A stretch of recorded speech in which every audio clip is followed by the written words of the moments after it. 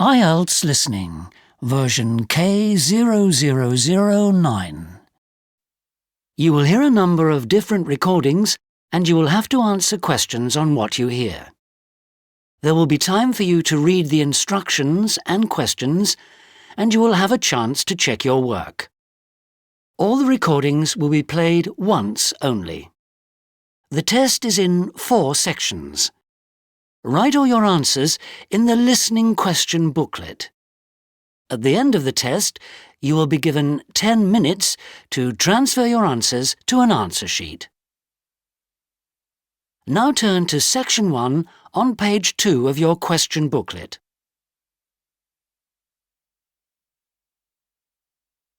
Section 1. You will hear a telephone conversation about Winsham Farm, a residential education centre. First, you have some time to look at questions 1 to 4 on page 2.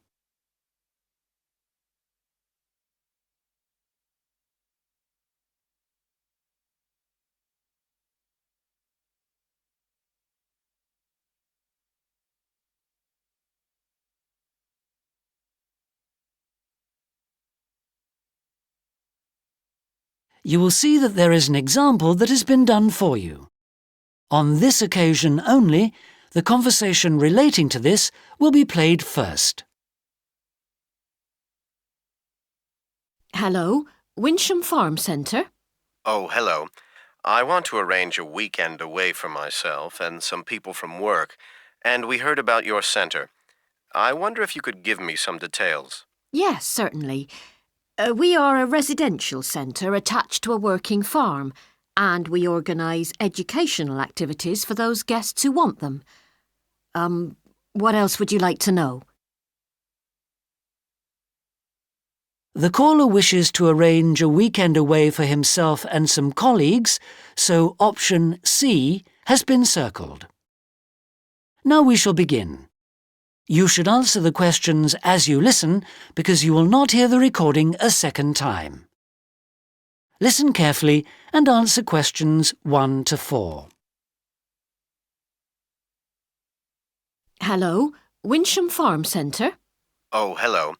I want to arrange a weekend away for myself and some people from work, and we heard about your centre. I wonder if you could give me some details. Yes, certainly.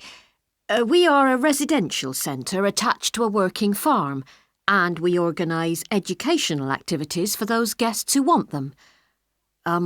What else would you like to know? Well, firstly, what kind of accommodation have you got? We've got 8 rooms altogether, and we can sleep 38 at any one time. 3 of the rooms have got 6 bunks, and 5 of them have got 4 bunks. Right, and what other facilities are there? We have separate toilets and showers for each of the rooms. There's a large dining room and a large meeting room, which can be booked by groups in advance. But I'm afraid we had a flood in there last month, and the floor was slightly damaged, so unfortunately it's out of use just now. We've got workmen coming in next week. When were you thinking of staying? In 3 weeks' time, the 28th of September. Oh, it should be okay by then. Oh, well, that's okay then. And what about food? Do you provide meals or is it self-catering? We're very flexible. As long as you give us enough notice, we can cater for you. Or, if you prefer, you can just bring your own food and use the kitchen facilities. And some people prefer to eat out, which is also fine. Fine. And I heard that your farm is organic. Does that mean that you only have crops and no animals? It doesn't, actually. A lot of people seem to think that, but we do rear livestock as well. And so we have a wide range of food. Organic means it's all produced without the use of artificial fertilisers or pesticides. I see. That sounds good. Could you tell me what sort of recreational activities are available, either at the centre or in the area? Yes. Here at the centre, we offer farm tours. They're very popular. One of the farm managers shows people around and explains some of the principles of organic farming. And for any visitors who are really keen, he'll let them drive a tractor or feed the animals and so on. With supervision, of course. I think a lot of our group would be interested in that. It'd make a change from factory work. Well, if they fancy it, tell them to come prepared. Plenty of old clothing, especially footwear. It can be very messy and wet. Okay, I'll warn them. Before you hear the rest of the conversation, you have some time to look at questions 5 to 10 on page 3.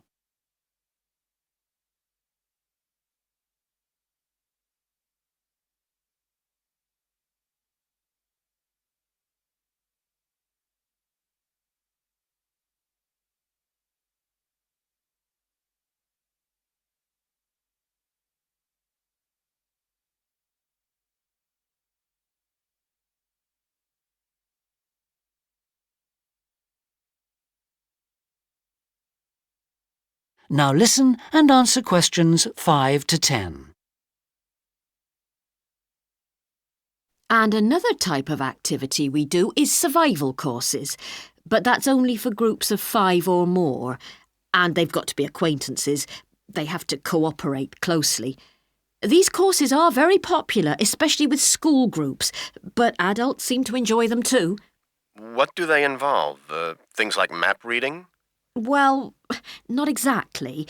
What it is, we've got a large area of woodland on the farm, and we run this course there.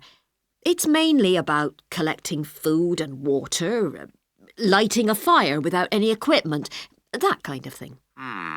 This weekend could be hard work. What about the area around the center? What is there to do? If you look at a map, you'll see that we're very well situated here.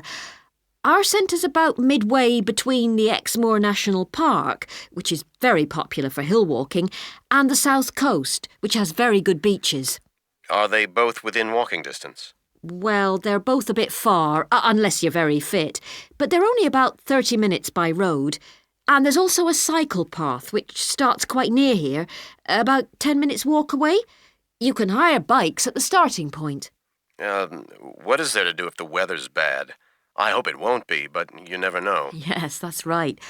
Well, on most Saturday evenings we show films here, and then once a month a group of local musicians performs in our meeting room. And then Sherborne is only 14 miles away. It's only a small town, but it's got a very good museum and an old abbey, which is well worth a visit. Well, it sounds perfect for our purposes. One last thing. What about prices? I'm not sure yet, but there'll probably be about 15 of us. We charge a standard £14 a head for accommodation, whether there are 10 or 20 of you or whatever, and about £7 for cooked meals, depending on the menu you want. Use of the kitchen facilities is extra, as is the hire of the meeting room. It depends really what exactly you want and for how many people. Right. Well, I've made a note of all that, and I'll discuss it with the rest of the group. Then I'll get back to you with a firm booking. Can I do that by phone? Yes, you can, but once you've made a booking, we would need a deposit within 5 days to secure it. Then you just pay the balance when you're here. Oh, yes, of course. Could you give me the address, please? Yes, it's Winsham Farm, Coteale Road, that's Cotehle, near Sherborne. And the postcode is SH12 1LQ. Thank you. That is the end of section 1. You now have half a minute to check your answers.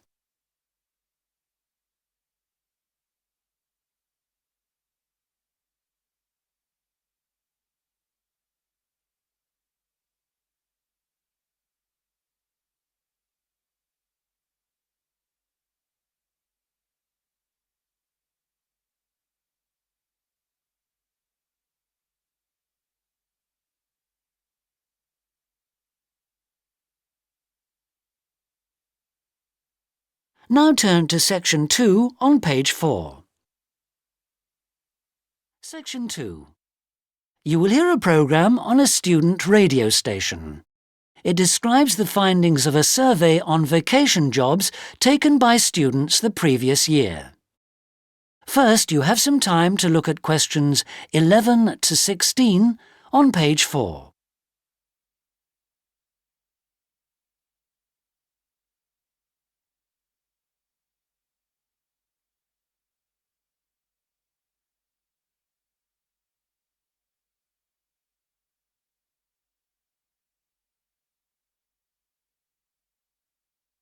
Now listen carefully and answer questions 11 to 16.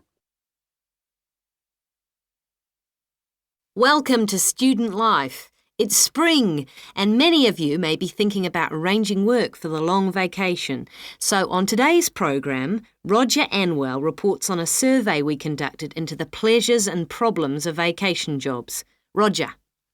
Thank you, Sarah.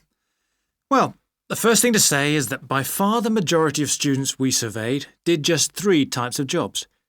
All of these obviously had their advantages and disadvantages. Starting with stock taking in supermarkets. The thing that students said they enjoyed most about this job was the travelling. They were often required to go to branches to do their stock takes, and this was regarded as an interesting plus. The main negative, however, was that they tended to find the job tiring, with long hours spent on their feet and climbing high shelves. Now, one thing we did ask the students in our survey was whether they had any recommendations for other people taking on their job, and they said, perhaps not surprisingly, get good shoes. That's the only way you can keep going. Another job which lots of students did was office work, and the positive feature of this actually rather surprised me, until I remembered what a hot summer it was last year. Lots of students named air conditioning as the best thing about office work. The downside, which many talked about, was wearing formal clothes. Obviously, this didn't go down too well with students. The advice most people gave was to select a large office. That way you have more variety of social contacts. Otherwise, the work can get very boring.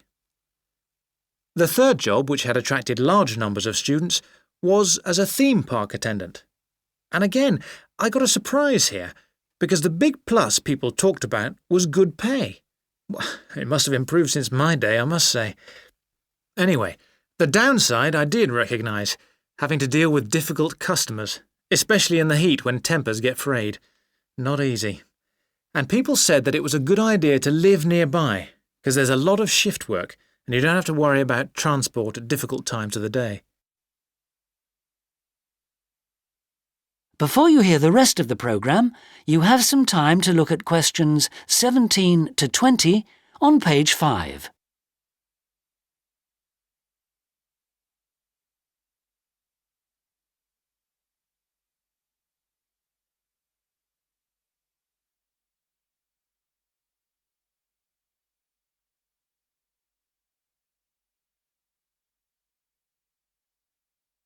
Now listen and answer questions 17 to 20.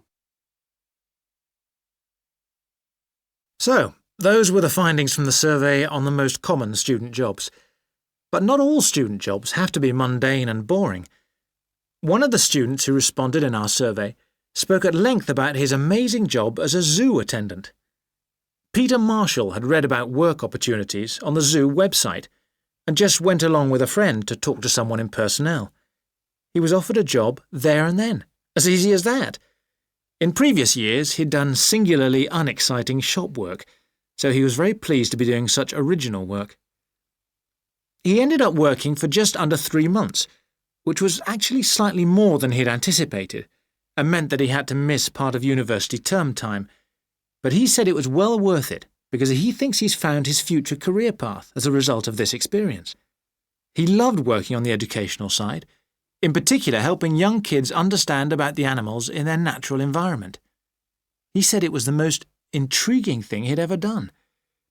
He tells us, though, that with final exams coming up, he won't be able to do any paid work this coming vacation, so why don't you apply? If you're interested in getting further information about the findings of the survey... That is the end of section 2. You now have half a minute to check your answers.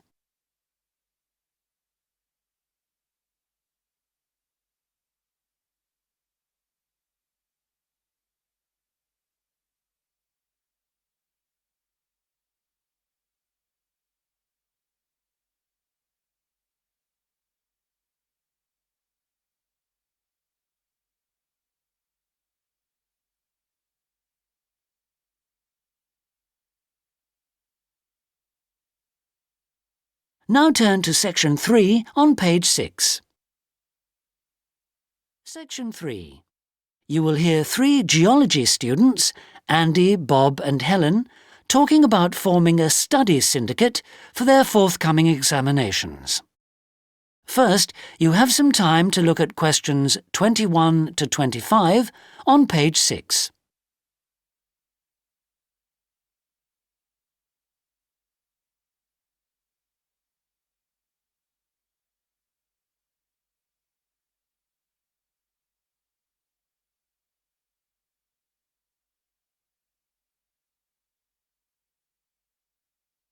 Now listen carefully and answer questions 21 to 25. Right then, are we ready? Bob? Helen? Yeah? And is someone taking notes for John? He's at a tutorial, isn't he? Yeah, I'll let him know what we agree. Good. OK, well, first thing is, has anyone apart from me actually been in a study syndicate before? No. What does it actually involve, Andy? Well, the idea is that it's a way for students to study together without a teacher. Oh, yeah, Oh, right. right. When I did it last time, I found it helpful because, well, as I said, there's no teacher, so it means we're teaching one another. And I found I really learnt a lot through having to teach it myself. It seemed a very good way to learn. And presumably it gives us the chance to share ideas as well. And you get fuller notes if you're all doing the reading. That's right. And as well as that, because of that really, you can do, much deeper research. So I thought we could try it to revise what we've done on the geology course. Because I know this is the one that most of us are worried about, the geology exam. Oh, Right. Yes. So the idea is we all look at a different topic from the geology course, and then give a presentation and talk about it? That's right. I've drawn up the framework of a table which might be useful. Here, I've made a copy. Oh, Oh, thanks. thanks. For the first topic, I thought we could maybe do mountain building. Is that all right? Yeah, sure. Actually, would you mind if I did that? I'm quite interested in it. Right. Right. So is May 9th okay for that? Yeah. I'll just write that down, and it's Bob for mountain building. And the following week, it can't be May 16th because of our tutorial. But what about the 17th? Okay. And what about the next topic? What would be the next priority? Well, there's glaciated areas, but I don't want to do that. Fair enough. Actually, I don't mind having a bash. I did an assignment on them. Glaciated areas, Andy. Then we need someone to do rock formation. Helen? Yeah, okay. And John said he'd like to too, so you can put us both down for that. When? May 23rd would be best. Rock formation, Helen and John. Right. That really only leaves 1 week before the exams. Shall we make it on the 30th? I can't make it, I'm afraid. 29th of May? The exam's on June 3rd. Have to be. Okay. Any ideas for a topic? John said he wouldn't mind doing something on volcanoes. Great. That's everyone then. Before you hear the rest of the conversation, you have some time to look at questions 26 to 30 on page 7.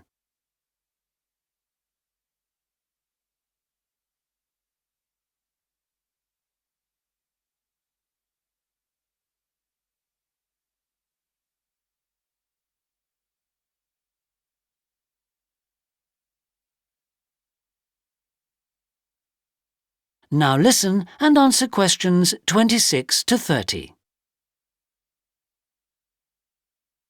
And how long should these presentations be? Well, it's obviously up to us. In my experience, 30 minutes is about enough. Maybe a bit short. I'd have thought 40 minutes would be more like it. Well, shall we say 30 to 40 minutes? Okay. And presumably time for questions. And discussion. Yes, together they usually take about 20 minutes. Where shall we get the information from? Is it mainly lecture notes? Well, actually, I suggest we avoid those because we already have all that information. I think it's better to go more deeply. We could use the bibliography. And anything else we find in the library, any other books. And articles, from the journals. And then, of course, there's lots of stuff on the internet. Yes, that's the sort of thing. And what about the presentations? Will we just be talking? Presumably we can't use slides. It'd be a bit difficult, but we can use the OHP. And the whiteboard, of course. And we can make photocopies of our notes so everyone can have a copy. Yes, great. So is there anything else?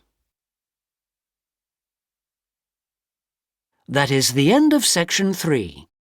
You now have half a minute to check your answers.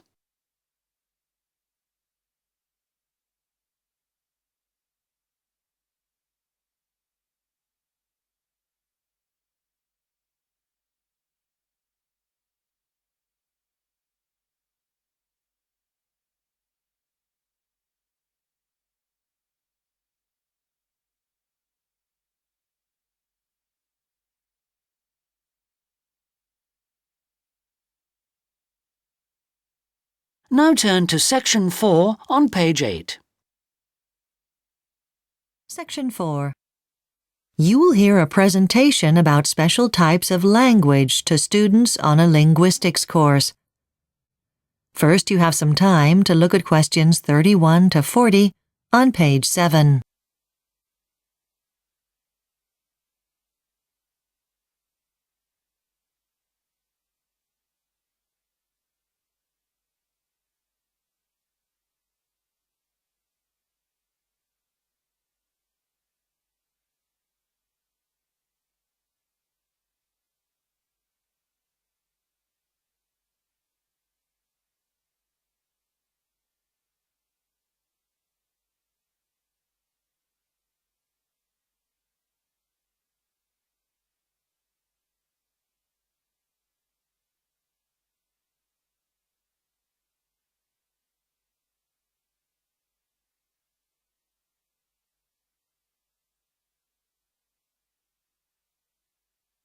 Now listen carefully and answer questions 31 to 40.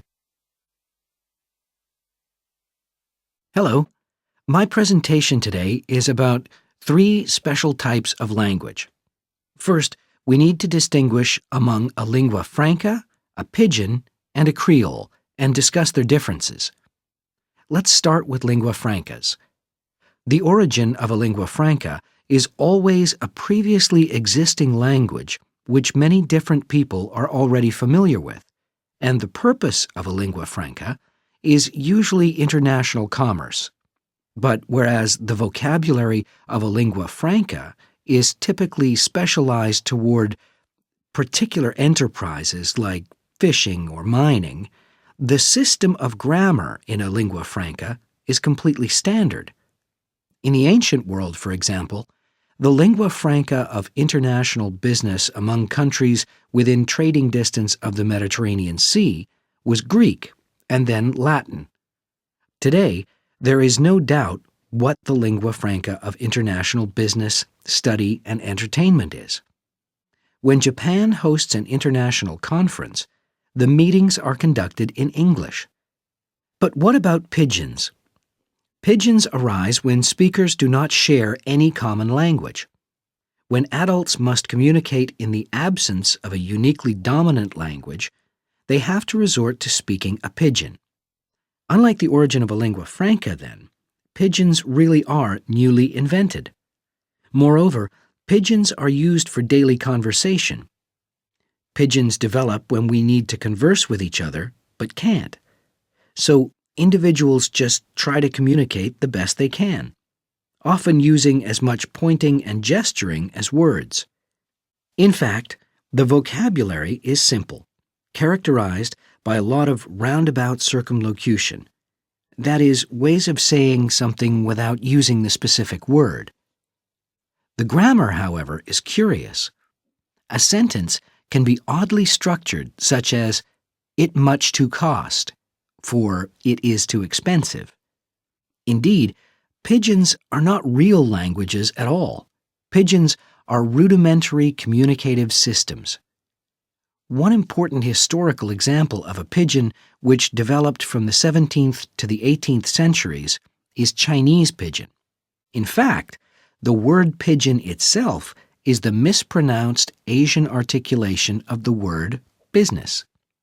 A more recent pidgin is Russanorsk, a mixture of Russian and Norwegian spoken by whalers for Arctic fishing and commerce.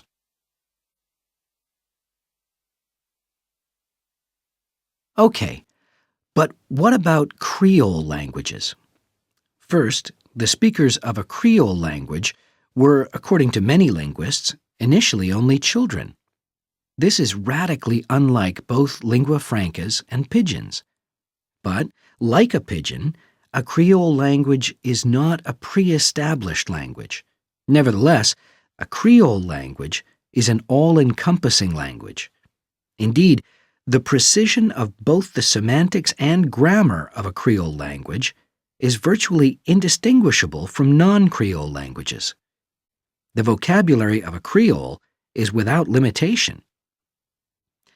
But how exactly does a pidgin develop into a Creole? It is as if humans so expect language to have a robust vocabulary and a complex grammar that, when they don't find it, toddlers begin to instinctively construct it themselves. They begin to automatically build a new language. Indeed, the grammar is obviously advanced. When this happens, the pidgin is said to have been creolized. Creole languages historically arose from pidgins throughout the 18th and 19th centuries in Asia, Africa, and the Caribbean. One example, Chavacano, a Creole language spoken in the Philippines, is a Spanish-based Creole. However, modern Creole languages are exceedingly rare, though a Creole language spontaneously evolved in Nicaragua in the 1980s. It was, however, a Creole sign language, a language which... That is the end of Section 4. You now have half a minute to check your answers.